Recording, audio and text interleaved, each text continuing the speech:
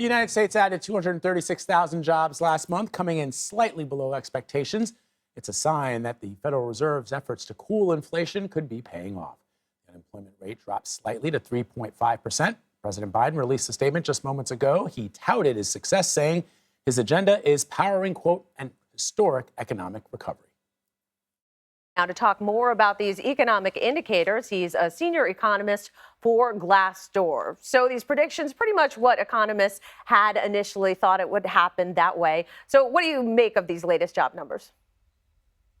Well, I think that today's jobs report is a Goldilocks report. It really highlights that the labor market is still growing strong. It's still surprisingly resilient, even in the face of rising interest rates, but at the same time, it is cooling. So as the Fed looks at today's report, it sees something that means that it's on the right path towards that soft landing. Okay, how about the unemployment rate? What does that tell us about the state of the economy?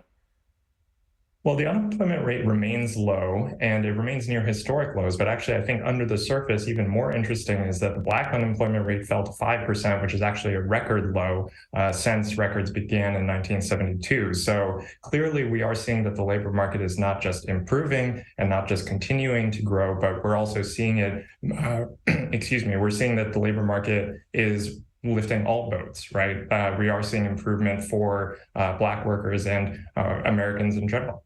Very important numbers coming right before the next Fed meeting in early May. So how do you think the Fed is going to react?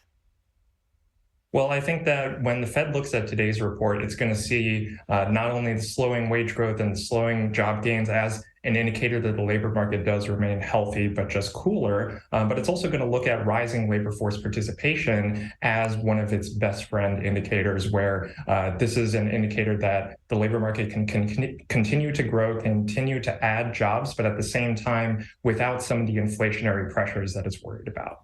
And how do you think the recent banking failures, did they have any kind of impact on job creation?